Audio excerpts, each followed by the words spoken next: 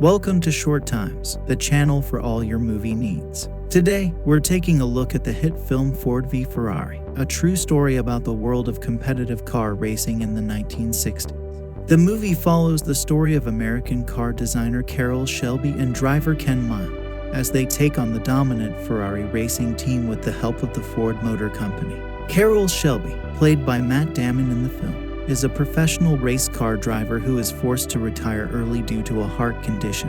Despite this setback, he doesn't let it get him down and he turns to car sales as a new career path. He's a natural at it and a real people person, but his real passion is in vehicle design and engineering. On the other hand, we have Ken Miles, played by Christian Bale. Ken is a talented racer who is currently working as a mechanic and running his own shop to support his family. Although he's a great mechanic, he's known for being blunt and not sugarcoating anything, which can sometimes get him into trouble. During a race, Ken is told that his car doesn't meet regulations and he loses his temper, yelling at the race official. Carroll witnesses this outburst and tries to calm Ken down, but the two end up getting into an argument, which escalates to Ken throwing a wrench at him. Unfortunately, things don't get better for Ken as the IRS comes and shuts down his garage, forcing him to give up most of his racing in order to take care of his family. Meanwhile, at Ford Motors, Henry Ford II, played by Tracy Letts, is in a state of panic as sales are down and his father's company is in danger. Determined to turn things around, he begins taking pitches from his underlings. One of them, Lee Iacocca, played by John Bernthal, presents him with an idea: the most attractive cars are race cars, like Ferraris. He argues that if Ford can win the Le Mans, the 24-hour race, they will be at the top of the industry. With this in mind, Henry and his team fly to Italy to offer struggling Ferrari a deal. They will buy the company and let Enzo Ferrari, played by Remo Giron, maintain control of the racing division. However, Ferrari uses this offer to negotiate a better deal with Fiat and ends up selling to them instead. Ferrari then rudely tells the Ford businessman to leave and calls Henry a fat pig. When the team returns to Ford, Henry makes them relay the details of their encounter with Ferrari, and it only fuels his determination to beat Ferrari. He decides that they will start their own racing division and create a car that can beat Ferrari at the 24 hours of Le Mans race, with this new goal in mind. Following that, Lee Iacocca approaches Carroll Shelby as the only American to ever win at Le Mans in 1959 and asks him to be the head of their racing team, designing and testing the cars. Carroll agrees and goes to Ken Miles, the best driver he knows, to take part in the team. However, when Ken's wife, Molly, sees Ken heading out with Carroll, she demands to know the truth. Ken reveals that he's been offered great pay to race, and Molly is thrilled, but she just wants him to be honest with her.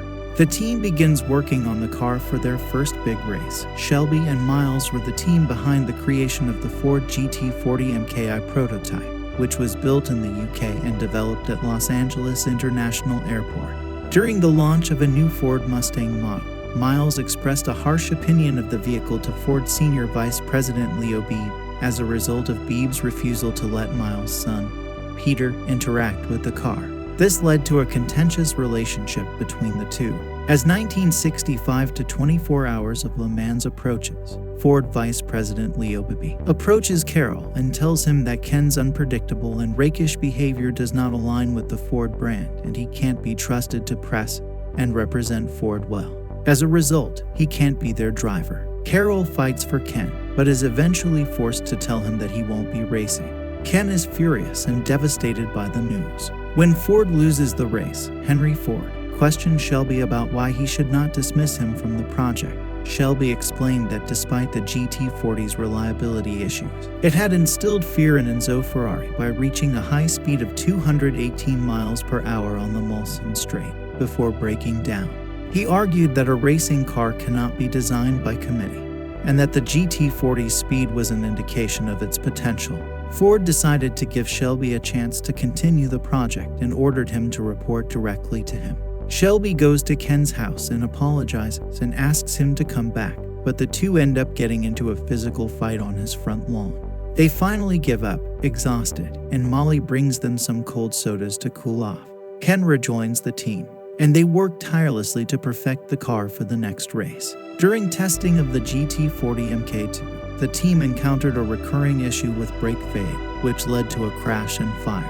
Upon further examination, they realized that the rules of the race allowed for the replacement of the entire brake assembly during the event. Following that, in 1966, Beebe took over the racing division. Lee warns Carroll that Leo is determined to have Ken removed from the team and plans to do so during their next visit. Knowing this, when Henry and Leo arrive to inspect the GT40 program, Shelby locks Beebe in his office and gives Henry a ride in the GT40. Carroll then proposed a deal to Henry. If Miles could win the 24 Hours of Daytona, he would be allowed to race at Le Mans in France. But if he loses, Henry will have full control over Carroll's company. At Daytona, they faced tough competition from a second Ford team that Ford had commissioned to see who had engineered the best vehicle. Shelby clears Miles to push his car beyond the 7,000 RPM red line, and he wins, securing their team a spot at Le Mans and ensuring Ken will be their driver. Later in France, as Le Mans approaches, both Ferrari and Ford are in attendance. When the race started, Ken's car door wouldn't shut, slowing him down on the first lap.